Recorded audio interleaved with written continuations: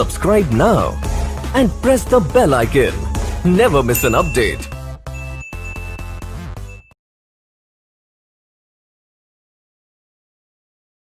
नमस्कार दोस्तों, मैं जितेंद्र चौधरी फिर से आपका हार्दिक स्वागत अभिनंदन करता हूं। तो पिछला वाला जो एडवांस का क्लास था अपना, उसमें अपन ने क्या पढ़ा था? स्क्वायर के बारे में अपन ने पढ़ लिया था, रेक्टेंगल पढ़ लिया था। आज अपन लोग उस क्लास में बात करेंगे चतुर्भुज की। 4 प्रकार के चतुर्भुज हैं अपने पास। देखो कौन कौन से हैं, पहले अपन वो बात कर लेते हैं, उसके बाद उन सब के बारे में डिटेल से बात करेंगे 1 by 1। ठीक है। अब देखो पहले वाला जो चतुर्भुज होगा अपने पास वो है समांतर चतुर्भुज। समांतर चतुर्भुज। दूसरे वाला जो चतुर्भुज होगा वो होगा समचतुर्भुज। तीसरे वाला जो चतुर्भुज होगा वो है समलंब। समलंब चतुर्भुज। चौथा जो चतुर्भुज होगा अपने पास वो होगा चक्रीय चतुर्भुज। तो चतुर्भुज में अपन लोग 4 प्रकार के चतुर्भुज पढ़ेंगे। समांतर चतुर्भुज, समचतुर्भुज, समलंब चतुर्भुज और चक्रीय चतुर्भुज। ठीक है।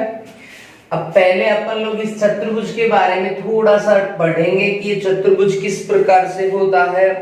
इसी का अपन से अगर इन 4 के अलावा भी क्षेत्रफल वगैरह पूछ लिया जाए तो अपन लोग क्या करेंगे, ओनली चतुर्भुज का। ठीक है। तो देखो सबसे पहले अपन लोग इसका डेफिनेशन बनाएंगे। तो चतुर्भुज का मतलब होता है 4 भुजाओं से घिरी हुई आकृति को चतुर्भुज कहते हैं।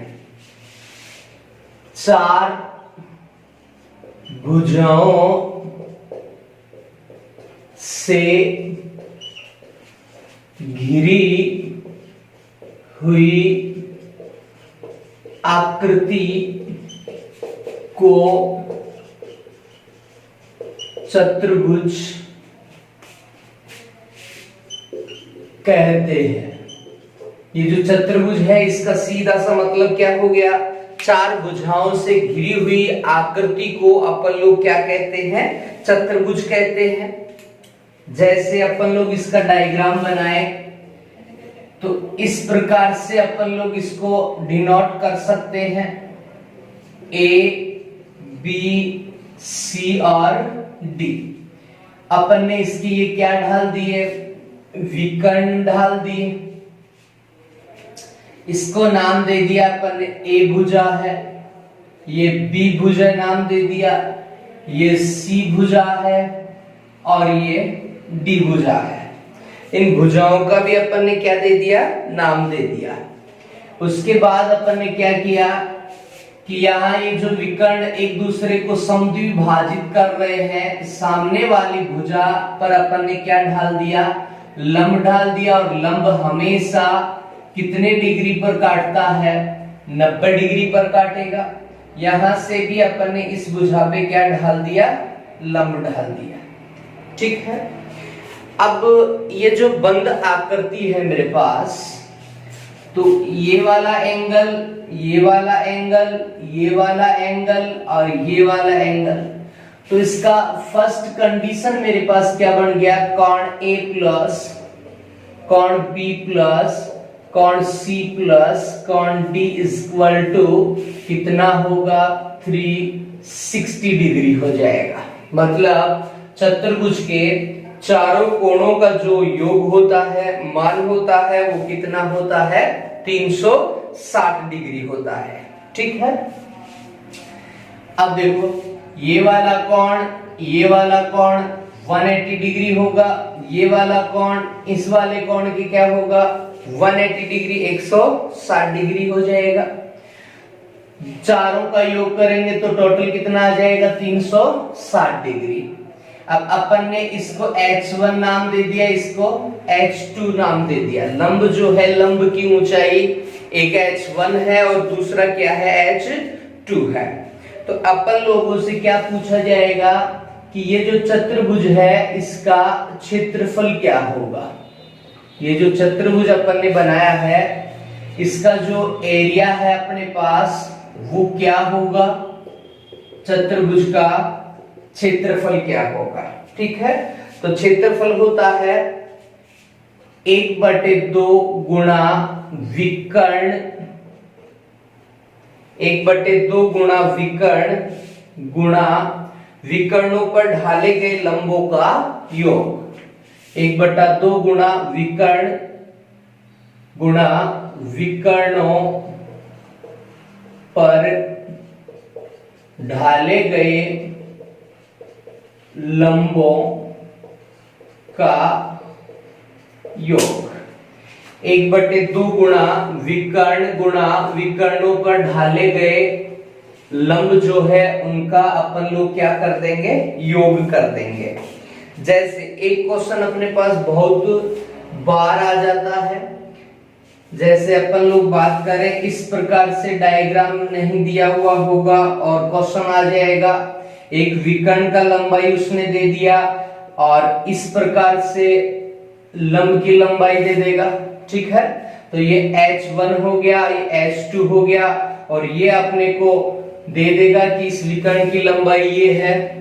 ठीक है, तो अपन लोगों से उसका क्या पूछ लेगा, एरिया पूछ लेगा। तो क्या करेंगे अपन लोग, 1/2 विकर्ण, जो भी विकर्ण अपने पास होगा वो, और ये देखो बीच की दूरी हो गई।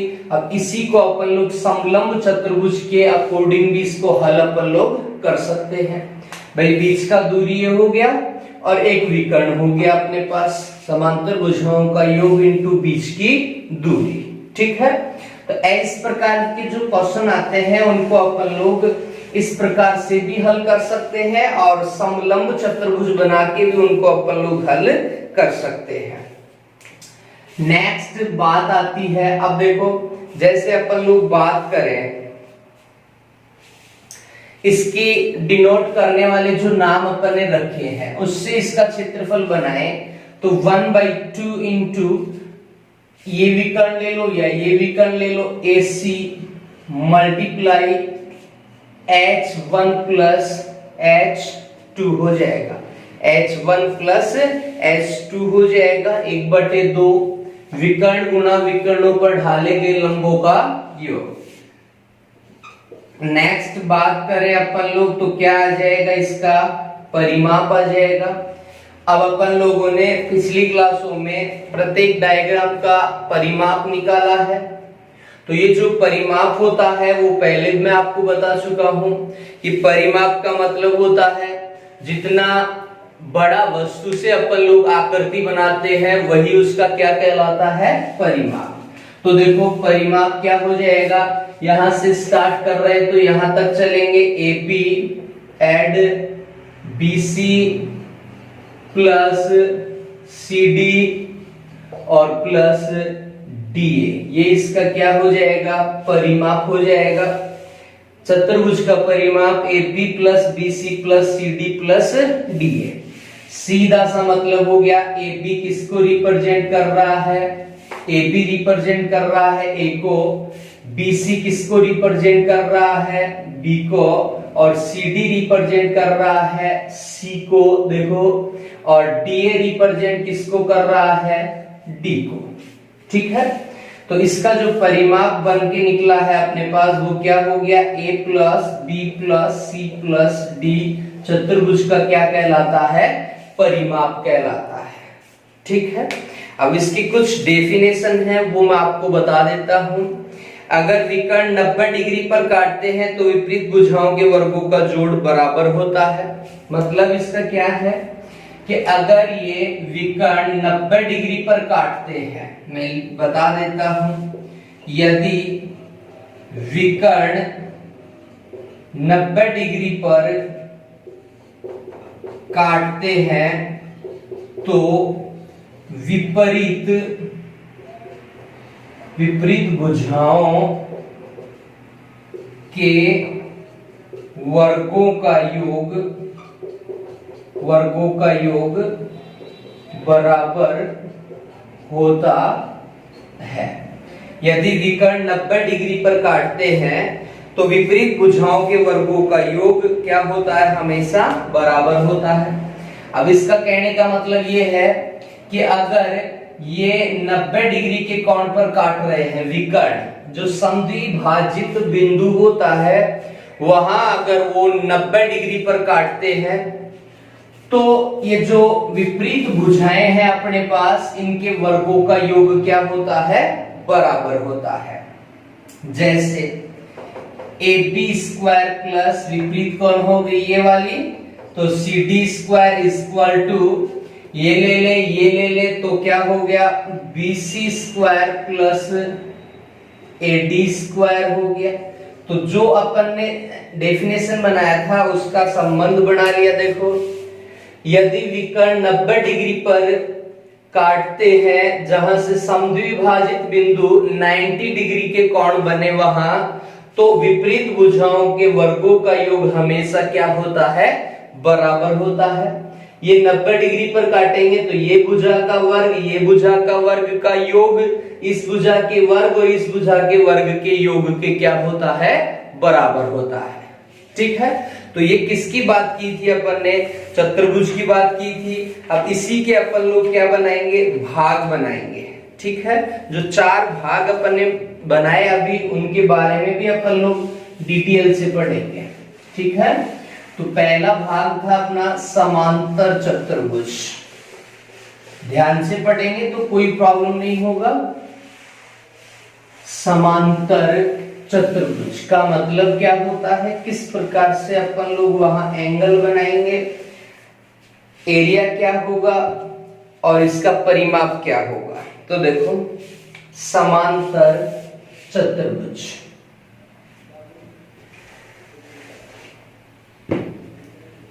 पहला भाग क्या हो जाएगा अपना? समांतर चतुर्भुज। समांतर चतुर्भुज। अब इसका जो समांतर चतुर्भुज का डेफिनेशन है वो क्या है? ऐसा चतुर्भुज जिसकी चारों भुजाएं समान और बराबर और समांतर हो, समांतर चतुर्भुज कहलाता है। मैं पहले इसका डायग्राम बना देता हूं आप इस प्रकार से, फिर उसी से अपन लोग क्या बनाएंगे? इसका डेफिनेशन। A, B, C और D है। ठीक है, ये वाला भुजा इसके समांतर, ये वाला भुजा इसके समांतर होगा। तो इसका जो डेफिनेशन है वो क्या होगा? ऐसा चतुर्भुज जिसकी चारों भुजाएं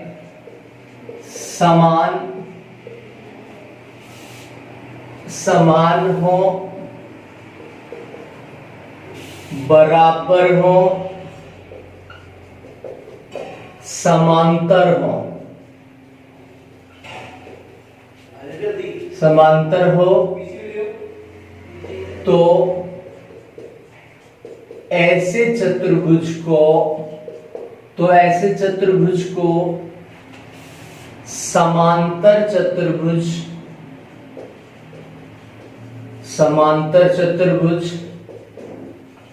कहते हैं। अब इस डायग्राम के अकॉर्डिंग ही इसका क्या बनाया अपन ने? डेफिनेशन बनाया है। क्या कहा? ऐसा चतुर्भुज जिसकी चारों भुजाएं क्या हो? समान हो, बराबर हो और एक दूसरे के समांतर हो, तो ऐसा चतुर्भुज क्या कहलाता है? समांतर चतुर्भुज कहलाता है। ठीक है, तो इस डेफिनेशन से ही अपन लोग इसका कुछ पॉइंट बनाएंगे। बराबर है मतलब भुजा AB बराबर, देखो AB भुजा बराबर BC बराबर CD बराबर DA, चारों भुजाएं क्या हो? समान हो, जिसकी चारों भुजाएं समान, बराबर और समांतर हो। दूसरा पॉइंट समान बराबर हो गया समांतर। अब ये नहीं कि ये इसके समांतर होगा, ये आमने सामने वाले समांतर। अब और मैं आपको बताऊं तो जैसे अपन ने रेक्टेंगल पढ़ा था, आयत पढ़ा था, इसको अगर सीधा कर ले तो वो क्या बन जाएगा, आयत बन जाएगा। अगर मैं इसको इस प्रकार से नोट करूं और इसको इस प्रकार से नोट करूं तो ये क्या बन जाएगा, एक आयत बन जाएगा। और आयत के आमने सामने की भुजाएं क्या होती है, समान होती है, ये ध्यान रखना है। ठीक है, तो ये पॉइंट अपन लोग यहां से हटाएंगे। आमने सामने की भुजाएं क्या रखेंगे, यहां समान। आमने सामने की भुजाएं क्या होती है, समान और बराबर होती है, ये ध्यान रखना है। तो क्या हो जाएगा, AB बराबर तो किसके होगा, CD के, और BC बराबर किसके हो जाएगा, DA के।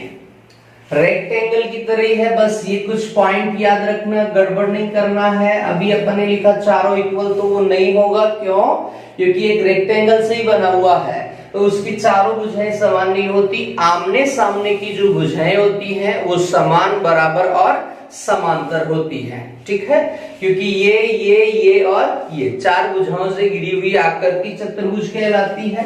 अब इसके आगे ही समांतर लगा हुआ है, सम मतलब समान हो गया। ठीक है, नेक्स्ट कंडीशन इसका क्या हो जाएगा, समांतर। तो AB किसके समांतर होगा, CD के समांतर होगा, और BC किसके समांतर होगा, AD के समांतर होगा।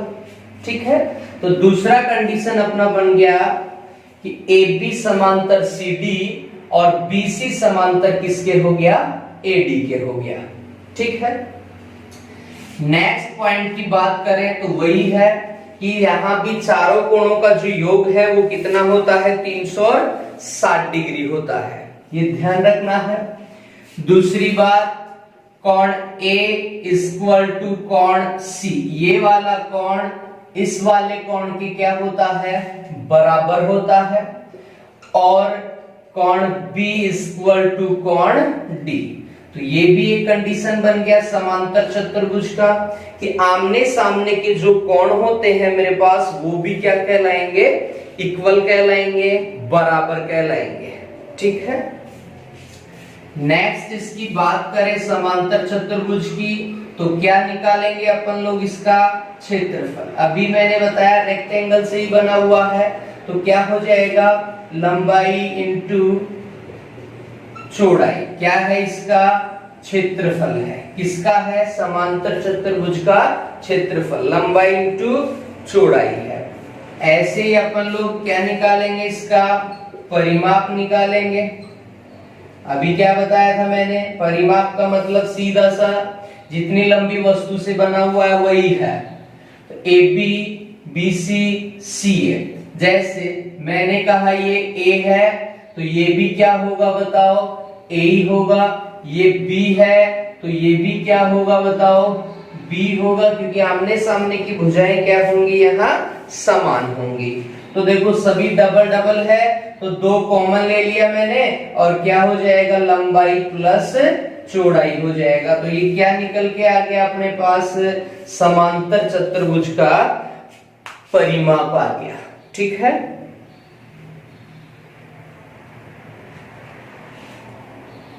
देखो नेक्स्ट, क्षेत्रफल बना लिया, परिमाप बना लिया। अब अपन लोग इसके एंगल की बात करेंगे। देखो जैसे कोण A प्लस कोण B, कोण A प्लस कोण B इक्वल टू 180 डिग्री, मतलब ये वाला कोण और ये वाला कोण, दोनों कोण मिलकर कितना डिग्री बनेगा, 180 डिग्री। मैं चेक करा देता हूं।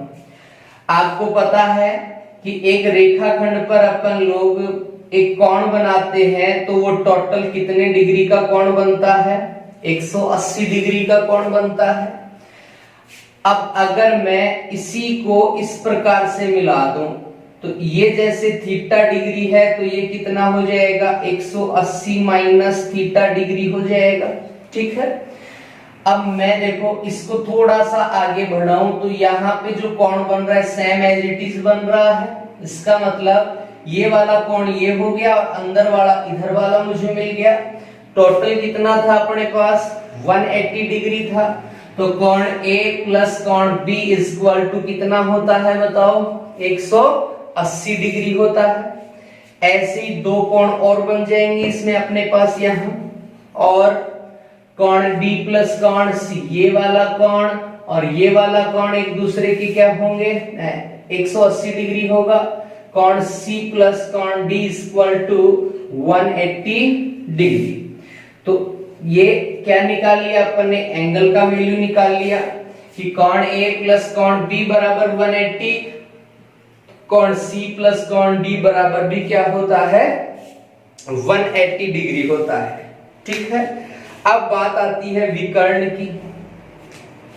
विकर्ण अपन लोग ढाल लेते हैं, इसको H1 नाम दे दिया, ये H1 है और ये H2 है। एंगल की बात कर लिया था अपन ने, कोण A प्लस कोण B इक्वल टू 180 डिग्री और कोण C प्लस कोण D इक्वल टू कितना हो जाएगा 180 डिग्री हो जाएगा। ठीक है, अब देखो ऐसे ही अपन लोग किसकी बात करेंगे, इन विकर्ण की बात करेंगे। यहां से लेकर एक विकर्ण तो अपन ने ये बनाया था और एक विकर्ण अपन ने ये बनाया था BD। जो विकर्ण अपने पास है वो है AC और BD, दो विकर्ण बनाए थे अपन ने समांतर चतुर्भुज में। तो एक बार अपन लोग उनका डेफिनेशन देख लेते हैं कि विकर्ण जो है वो भुजाओं के साथ किस प्रकार से डेफिनेशन बनाते हैं। ये विकर्ण इन भुजाओं के साथ जो संबंध बनाते हैं वो क्या होगा।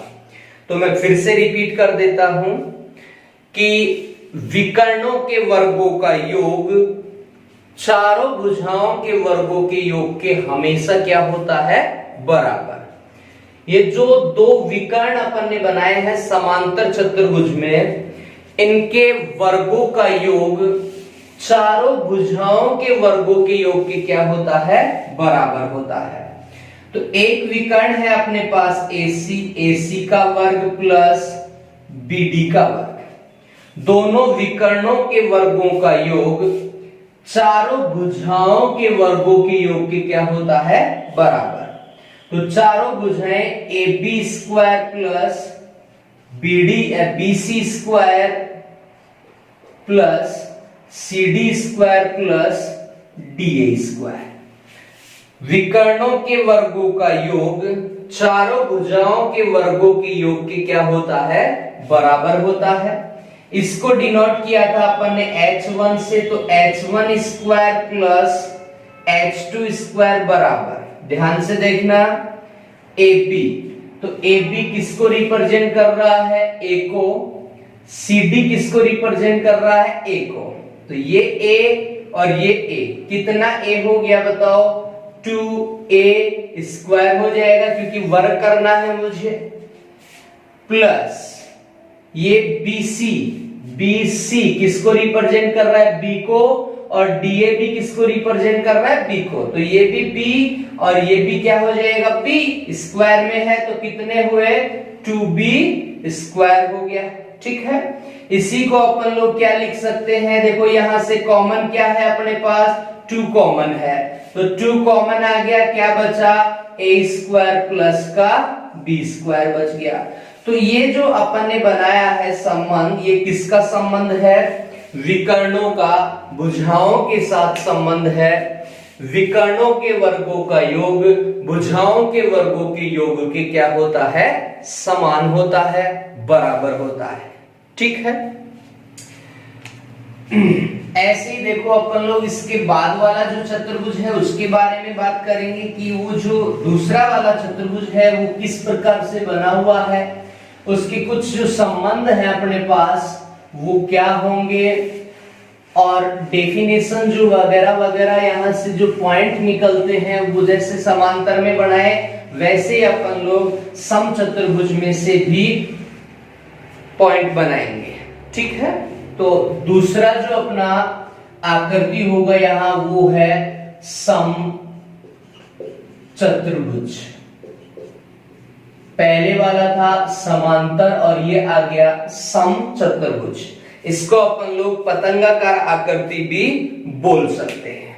ठीक है, अब सम चतुर्भुज था, पहले ये देखो कि बना हुआ किससे है, तो सम चतुर्भुज वर्गाकार आकृति से मिलकर बना हुआ होता है। मतलब वर्ग को ही अपन लोग क्या बना लेते हैं, सम चतुर्भुज बना लेते हैं। देखो उसी से अपन लोग उसका डेफिनेशन बनाएंगे। पतंगाकार आकृति भी एक सम चतुर्भुज ही कहलाती है, जैसे ए बी सी और डी। ये एक विकर्ण ढाल दिया अपन ने, ऐसे एक विकर्ण अपन ने ये वाला ढाल दिया। ठीक है, एसी विकर्ण है और बीडी विकर्ण है। ये भुजा ए है, वर्ग से बना रहे हैं, याद रखो मैंने पिछली क्लास में वर्ग ही पढ़ाया था आपको। तो चारों भुजाएं क्या होती हैं, समान होती हैं। इसको अपन ने नाम दे दिया H1 और इसको अपन ने नाम दे दिया H2 विकर्ण। तो ये तो क्या बना लिया अपन ने, एक सम चतुर्भुज बना लिया जिसकी चारों भुजाएं क्या होती है, समान होती है। तो डेफिनेशन क्या हो जाएगी इसकी, ऐसा चतुर्भुज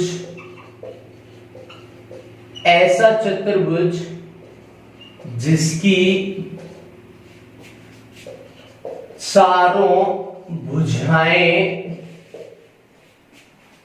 बराबर हो और समान हो, तो ऐसे चतुर्भुज को सम चतुर्भुज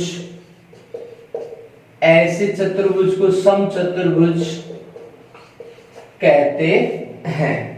तो सम चतुर्भुज का जो डेफिनेशन है वो क्या है, डायग्राम अगर आपको बनाना आता है किसी भी मेथड का, किसी भी आकृति का, अगर अपन लोग डायग्राम पता है तो उसका डेफिनेशन, उसके सारे टर्म्स, जो शर्त है, कंडीशंस है, वो सारे अपन लोग बना सकते हैं।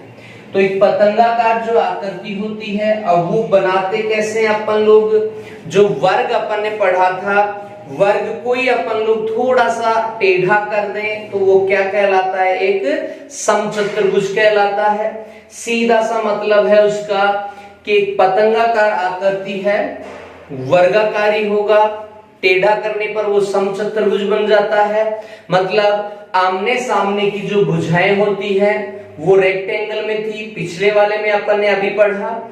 इसमें क्या चेंज किया अपन ने कि चारों भुजाएं क्या होती हैं, बराबर होती हैं और समान हो, तो ऐसा चतुर्भुज क्या कहलाता है, समचतुर्भुज कहलाता है। ठीक है, अब इसके कुछ नियम हैं वो देखो। जैसे पहला नियम है अपने पास, विकर्ण हमेशा 90 डिग्री पर समद्विभाजित करते हैं, लेकिन जरूरी नहीं कि विकर्ण समान हो। पहला कंडीशन मैं समझाऊंगा। विकर्ण, ध्यान से सुनना, विकर्ण हमेशा 90 डिग्री पर समद्विभाजित, विकर्ण हमेशा 90 डिग्री पर समद्विभाजित करते हैं, लेकिन जरूरी नहीं कि वो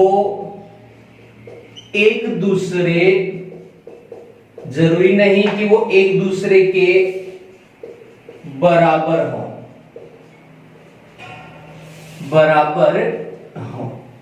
क्या डेफिनेशन बनाई अपन ने कि विकर्ण हमेशा, जो विकर्ण है वो हमेशा 90 डिग्री पे समद्विभाजित करेंगे, लेकिन जरूरी नहीं है कि वो एक दूसरे के क्या हो, बराबर हो। मतलब इसका सीधा सा ये है ये विकर्ण जो समद्विभाजित बिंदु है इनका, वो कितने डिग्री पर होगा? 90 डिग्री पर काटते हैं एक दूसरे को, लेकिन जरूरी नहीं है कि H1 किसके इक्वल हो, H2 के इक्वल हो, ये कोई फिक्स नहीं है। मतलब H1 equal to H2 is not equal, मतलब सीधा सा ये है कि जरूरी नहीं है कि ये दोनों एक दूसरे के क्या हो, समान हो या बराबर हो। ठीक है। ऐसे दूसरा जो अपन लोग इसका नियम बनाएंगे वो होगा इसका एरिया, क्षेत्रफल, समचतुर्भुज का क्षेत्रफल। अब समचतुर्भुज का क्षेत्रफल है, ये जो विकर्ण है इन्हीं से अपन लोग इसका क्या बनाएंगे, क्षेत्रफल बनाएंगे। तो 1/2 विकर्णों का गुणनफल,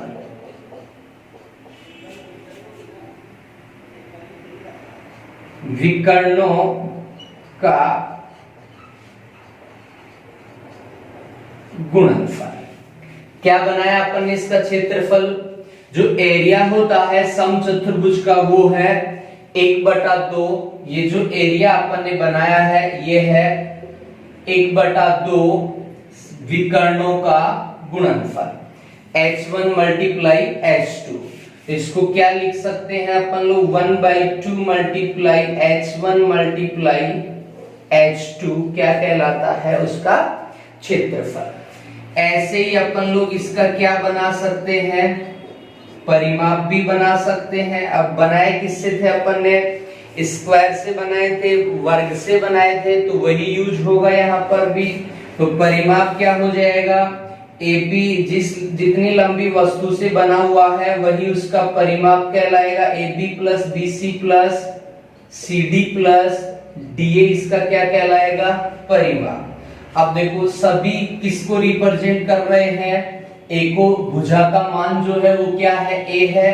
तो कितना है मेरे पास, 1 2 3 4, तो 4 क्या है, भुजा है, मतलब 4A इसका क्या हो गया, परिमाप हो गया। समचतुर्भुज का परिमाप क्या है, 4 गुणा भुजा है। ऐसे यहां से मुझसे एक क्वेश्चन और पूछ सकता है, समचतुर्भुज, ये डेफिनेट आता ही है एग्जाम में, समचतुर्भुज की भुजा, समचतुर्भुज की भुजा ज्ञात करना। कुछ नहीं, इससे ही अपन लोग बनाएंगे 1/2 मल्टीप्लाई अंडर रूट, विकर्ण से ही अपन लोग इसकी भुजा बनाएंगे, क्योंकि विकर्ण से ही क्या बनाया था अपन, इसका क्षेत्रफल बनाया था। तो H1 square plus H2 square क्या कहलाता है, समचतुर्भुज का भुजा। मतलब ये है कि अगर मुझे विकर्ण का मान दिया हुआ हो और परिमाप पूछा जाए, समचतुर्भुज का परिमाप क्या होगा, तो मैं सबसे पहले उसकी क्या बनाऊंगा, भुजा, क्योंकि परिमाप में मुझे क्या चाहिए, भुजा चाहिए। तो भुजा बनाने के लिए दोनों विकर्णों के वर्गों का वर्गमूल और उसका क्या कर दूंगा, मैं आधा कर दूंगा, तो वो उसका क्या हो जाएगा, भुजा हो जाएगी। ठीक है। फिर से एक बार मैं रिपीट कर देता हूं, देखो ऐसा चतुर्भुज जिसकी आमने सामने की चारों भुजाएं आपस में क्या होती हैं, समान हो,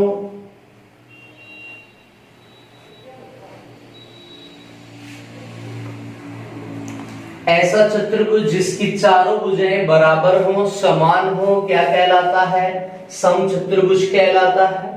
एक पतंगाकार आकृति ही क्या बन जाती है, समचतुर्भुज।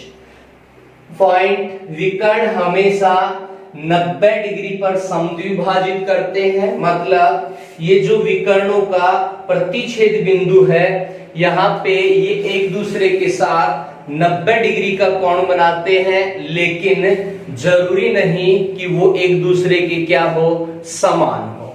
ठीक है। नेक्स्ट अपन ने इसका एरिया बनाया, तो एरिया है 1/2, 1/2 गुणा विकर्णों का गुणनफल, 1/2 H1 मल्टीप्लाई H2 इसका क्या हो गया, क्षेत्रफल हो गया। परिमाप बनाया, जितनी लंबी वस्तु से डायग्राम बना हुआ है वही उसका परिमाप है। तो 4 भुजाएं हैं अपने पास और इक्वल है, तो परिमाप क्या हो गया 4 गुणा भुजा।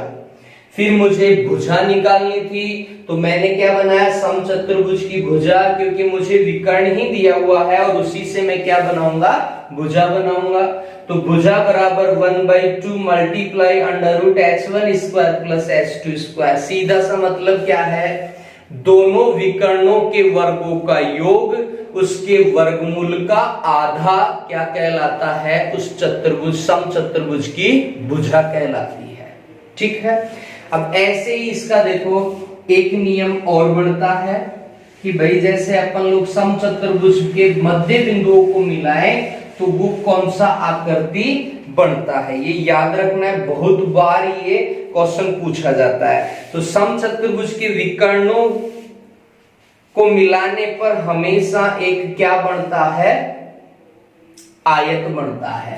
जैसे देखो मैं बना के समझा देता हूं आपको, ये एक समचतुर्भुज है अपने पास,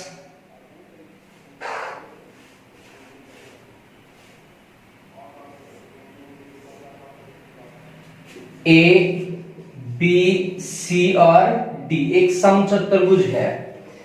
अब ध्यान से सुनना मेरी बात कि इनकी भुजाओं मैं लिख देता हूं, समचतुर्भुज की भुजाओं के मध्य बिंदुओं को मिलाने पर हमेशा एक आयत बनता है। ये ध्यान रखना है, जब अपन लोग रेक्टेंगल पढ़ रहे थे वहां भी मैंने आपको समझाया था कि आयत के मध्य बिंदुओं को मिलाते हैं तो एक समचतुर्भुज बनता है। ठीक है, ध्यान रखना है ये बात। ये मध्य बिंदु बना लिया अपन ने इनका, तो ये जो आकृति मेरे पास बनेगी P, Q, R और S, ये क्या कहलाती है, एक आयत कहलाती है। ये ध्यान रखना है। ठीक है,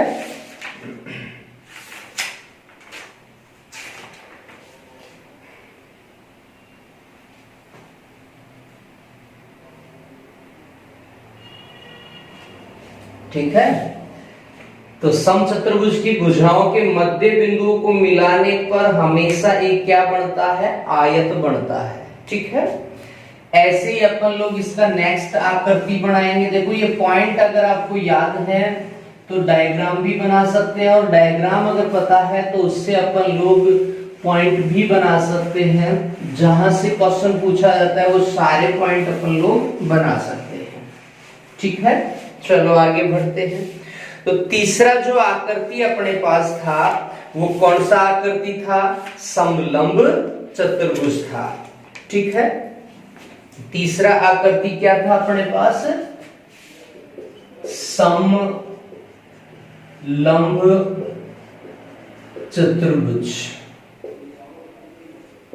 तीसरा जो आकृति है वो है समलंब चतुर्भुज। चौथा क्या होगा, चक्रीय चतुर्भुज होगा। ठीक है, अब समलंब चतुर्भुज, पहले अपन लोग इसका डायग्राम बनाते हैं। देखो इस प्रकार की जो आकृति अपने पास होंगी, दो भुजाएं इसमें समांतर होंगी, ए बी सी और डी। ये भुजा इसके समांतर है। ठीक है, ये अपन ने क्या ढाल दिया, इस पे लंब ढाल दिया। इसको अपन लोग इसकी बोलते हैं बीच की दूरी। ठीक है, अब डेफिनेशन हो जाएगा, ऐसा चतुर्भुज जिसकी आमने सामने की भुजाओं का केवल एक युग्म समांतर हो। ये ध्यान से सुनना है, ऐसा चतुर्भुज जिसकी आमने सामने की भुजाओं का एक युग्म समांतर हो। समांतर हो। क्या समझे कि आप इनको भी यू बना के ये असमांतर कर सकते थे, टेढ़े मेढ़े। ठीक है, मैं कहना ये चाहता हूं कि ऐसा चतुर्भुज ऐसा चतुर्भुज जिसकी आमने सामने की भुजाएं, आमने सामने की भुजाओं का एक युग्म का मतलब होता है जोड़ा। ये जो युग्म है इसका मतलब होता है जोड़ा होता है। क्या होना चाहिए? वो समांतर होना चाहिए। ठीक है, मतलब या तो ये और ये समांतर हो या ये और ये समांतर हो, तो वो क्या कहलाता है? एक समलंब चतुर्भुज। पहला पॉइंट क्या बन जाएगा यहाँ? AB किसके समांतर है? CD के समांतर है। क्योंकि मुझे एक युग्म समांतर करना था, उसे समलंब चतुर्भुज अपन लोग बोलते हैं। ठीक है, तो ये देखो, और AD और BC क्या है? तिर्यक रेखाएं हैं। AD और BC क्या है? यहाँ किसको रिप्रेजेंट कर रही है? तिर्यक रेखाओं को। मतलब ये एक दूसरे को देखो, नीचे अगर बढ़ाते हैं तो प्रतिच्छेद नहीं करेंगी और आगे जाकर ये प्रतिच्छेद करेंगी। इसका मतलब ये प्रतिच्छेदी रेखाएं हो गई, एक दूसरे को प्रतिच्छेद मतलब काटती है। अब काटेंगी तो ये क्या नहीं होंगी? समांतर नहीं होंगी। का मतलब इसका सीधा सा ये है कि AD समांतर BC नहीं होगी। मतलब AD किसके समांतर नहीं होगी? BC के समांतर नहीं होगी। ठीक है, ऐसे इसका जो नेक्स्ट पॉइंट है वो क्या होगा? इसका क्षेत्रफल हो जाएगा। क्षेत्रफल, अब समलंब चतुर्भुज का क्षेत्रफल होता है, चतुर्भुज में सभी में 1/2 आ रहा है तो घबराना नहीं है। 1/2 1/2 गुणा समांतर भुजाओं का योग गुणा बीच की दूरी या लंबवत दूरी। मतलब क्षेत्रफल क्या बन जाएगा? 1/2 मल्टीप्लाई समांतर भुजाओं का योग। मतलब क्या हो गया? AB प्लस किस, देखो ये वाली भुजा किसके बराबर है? किसके साथ होगी? CD के साथ हो जाएगी। समांतर भुजाओं का योग AB प्लस CD इंटू बीच की दूरी। मान लो अपन ने यहाँ M से डिनोट कर दिया इस लंब को, तो मल्टीप्लाई क्या हो जाएगा? यहाँ DM हो जाएगा। बीच की दूरी ये वाली होगी, क्योंकि ये तो कौन सी रेखा थी? तिर्यक रेखा थी। ठीक है, तो ये क्या निकाल लिया अपन ने? क्षेत्रफल 1/2 समांतर भुजाओं का योग गुणा बीच की दूरी। ठीक है, ऐसे ही अपन लोग इसका क्या बनाएंगे? परिमाप बनाएंगे। ठीक है, अब परिमाप क्या होता है इसका? सभी भुजाओं का योग हो जाएगा, क्योंकि ये बराबर नहीं है, मैंने कहीं भी इसमें बराबर नहीं लिखा है, युग्म समांतर लिखा है। इसका मतलब मैं डिनोट कर देता हूं, ये भुजा A है, इस भुजा को B से डिनोट कर दिया, ये भुजा C से डिनोट कर दिया और इस भुजा को अपन ने किससे डिनोट कर दिया? D से। तो परिमाप क्या हो जाएगा? AB plus BC plus CD plus DA क्या है? इस चतुर्भुज का परिमाप है। क्या बनेगा बताओ? AB A plus B plus C plus D क्या हो गया? समलंब चतुर्भुज का क्या है? ये परिमाप है। ठीक है, एक इंपॉर्टेंट पॉइंट और बनता है इसका, देखो वो विकर्णों के अकॉर्डिंग होगा। इस प्रकार से मैंने इसको O से डिनोट कर दिया, जो प्रतिच्छेदी बिंदु है इनका विकर्णों का वो। अब क्षेत्रफल आएगा यहाँ। एक तो इसका बहुत बार यहां से क्वेश्चन पूछ ही लिया जाता है और इसके साथ तो क्या हो जाएगा? देखो इनका पॉइंट है वो क्या है? त्रिभुज AOB का क्षेत्रफल, ध्यान से सुनना, इसको समझा और दूंगा मैं। ए और बी का क्षेत्रफल त्रिभुज डी और सी का क्षेत्रफल बराबर किसके होगा, ये ध्यान रखना है।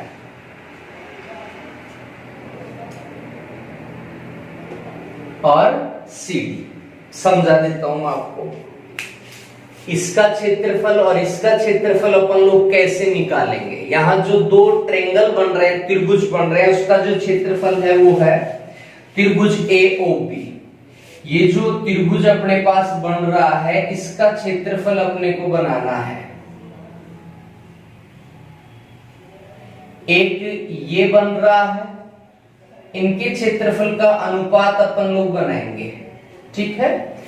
तो सीधा सा याद रखना, इसका क्षेत्रफल तो हो जाएगा इस भुजा का वर्ग A B square divide by इसका हो जाएगा डी सी स्क्वायर या सी डी स्क्वायर। ये बहुत बार अनुपात पूछ लेता है, क्षेत्रफल दे देता है, एक भुजा अपन से पूछ लेता है कि इस त्रिभुज की बड़ी भुजा कौन सी होगी। तो त्रिभुज ए ओ बी का क्षेत्रफल अनुपात त्रिभुज डी ओ सी का क्षेत्रफल बराबर ए बी स्क्वायर समांतर भुजाओं के वर्गों का अनुपात है। सीधा सा ये ध्यान रखना। इसको अपन लोग क्या लिख सकते हैं, A P upon C D का होल स्क्वायर लिख सकते हैं, ठीक है। ये क्या कौन सा चतुर्भुज था अपना, समलंब चतुर्भुज था। एक बार मैं फिर से रिपीट कर देता हूं, देखो ऐसा चतुर्भुज जिसके आमने सामने की भुजाओं में का एक युग्म क्या होना चाहिए, समांतर होना चाहिए। मतलब चार भुजाओं से गिरी हुई आकृति चतुर्भुज कहलाती है। तो एक युग्म, युग्म का मतलब होता है जोड़ा, दो भुजाओं का एक जोड़ा। तो ये भुजा इस भुजा की क्या है, समांतर है, और ये समांतर नहीं होंगी, कोई एक युग्म समांतर होना चाहिए। तो यहाँ ए बी किसके समांतर है, सी डी के समांतर है, और ए डी बी सी के समांतर नहीं है, तिर्यक रेखाएं हैं। इसीलिए अपन लोग इस चतुर्भुज को क्या बोलेंगे, समलंब चतुर्भुज बोलेंगे, ठीक है। फिर अपन ने इनका क्या बनाया, क्षेत्रफल बनाया। 1/2 गुणा समांतर भुजाओं का योग गुणा उनके बीच की दूरी। तो 1/2 सभी चतुर्भुज में चल रहा था, समांतर भुजाओं का योग। तो ये भुजा AB और ये भुजा CD। तो AB प्लस CD दोनों समांतर भुजाओं का योग और उनके बीच का दूरी। तो बीच का दूरी ये है अपने पास, तो इसको अपन ने DM से डिनोट किया है। तो 1/2 गुणा AB प्लस CD गुणा DM या MD, कैसे भी अपन लोग इसको यूज कर सकते हैं। फिर अपन ने बनाया समलंब चतुर्भुज का परिमाप। तो परिमाप की वही बात है, जितनी लंबी वस्तु से डायग्राम बना हुआ है वही उसका परिमाप कहलाता है। तो अपन ने सभी भुजाओं को डिनोट किया, AB denote is A, BC denote is B, और CD डिनोट इज C, और DA डिनोट इज D, ठीक है। तो परिमाप हो गया A plus B plus C plus D हो गया। ऐसे ही एक और यहां से क्वेश्चन पूछा जाता है, बहुत बार एग्जाम में ये क्वेश्चन आया है कि ये जो समांतर भुजाएं हैं, इस पर अपन लोग अगर विकर्ण ढाल दे तो दो ट्रायंगल बनते हैं। उन ट्रायंगलों का जो रेशियो होता है क्षेत्रफल के साथ वो क्या होगा। तो पहला ट्रायंगल बना AOB, तो त्रिभुज AOB का क्षेत्रफल त्रिभुज DOC के क्षेत्रफल का अनुपात, इसके क्षेत्रफल का अनुपात इसके क्षेत्रफल से अनुपात क्या होगा, AB square divide by CD square, ठीक है। ऐसे ही अपन लोग इससे आगे वाला जो चतुर्भुज है उसके बारे में बात करेंगे। देखो क्या है, 4 नंबर का जो चतुर्भुज है अपने पास वो है चक्रीय चतुर्भुज। अब वो किस प्रकार से बनेगा और उसकी जो पॉइंट होंगे वो क्या होंगे। देखो चक्रीय चतुर्भुज ज्यादा बड़ा नहीं है, पहले भी अपन लोग इसके बारे में बात कर चुके हैं। 4 नंबर चक्रीय चतुर्भुज। अब देखो चक्रीय, इसका मतलब क्या है, किसमें बनेगा, ये वर्त में बनेगा। जो चतुर्भुज बनेगा वो किसमें होगा, वर्त में होगा। ठीक है, देखो तो पहले तो अपन लोग क्या बनाएंगे, एक वर्त बनाएंगे और उस वर्त में अपन लोग क्या बनाएंगे, एक चतुर्भुज बनाएंगे। ए बी सी और डी करके अपन ने क्या बना लिया, एक चतुर्भुज बना लिया। ठीक है, अब ये जो भुजाएं हैं अपने पास को डिनोट कर दिया, भुजा ए, भुजा बी और भुजा सी है और भुजा कौन सी है, डी है। ठीक है, इसका जो डेफिनेशन है वो सीधा सा है, चतुर्भुज जिसके शीर्ष वर्त की परिधि पर स्थित हो। देखो डायग्राम से याद रखो, देखो चार भुजाओं से घिरी हुई आकृति क्या कहलाती है, चतुर्भुज कहलाती है। और इसके जो शीर्ष हैं, ऐसा चतुर्भुज, ऐसा चतुर्भुज जिसके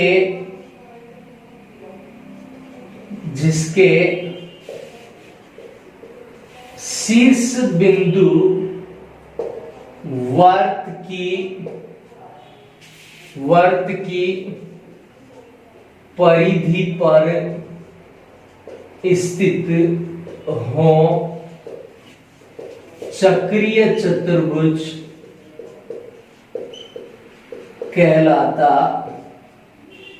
है। तो ये इसका क्या था, डेफिनेशन था, ऐसा चतुर्भुज जिसके शीर्ष बिंदु वर्त की परिधि पर स्थित हो, चक्रीय चतुर्भुज कहलाता है। मतलब देखो चार भुजाओं से बंद आकृति, घिरी हुई आकृति चतुर्भुज कहलाएगी।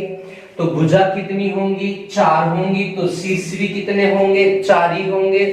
तो ऐसा चतुर्भुज जिसके शीर्ष वर्त की परिधि पर स्थित हो, तो ये देखो वर्त की क्या थी, परिधि थी, और इस पर इसके क्या, चार शीर्ष स्थित हो, तो ऐसा चतुर्भुज क्या कहलाता है, चक्रीय चतुर्भुज कहलाता है, वर्त की परिधि पर स्थित होने चाहिए। ठीक है, तो ही वो क्या कहलाएगा, चक्रीय चतुर्भुज कहलाएगा। अब सबसे पहले निकालेंगे अपन लोग इसका परिमाप। देखो परिमाप वही है, आकृति कोई भी हो, भुजाओं का योग, a plus B plus C plus D क्या है, इसका परिमाप है। चक्रीय चतुर्भुज का परिमाप चारों भुजाओं का योग।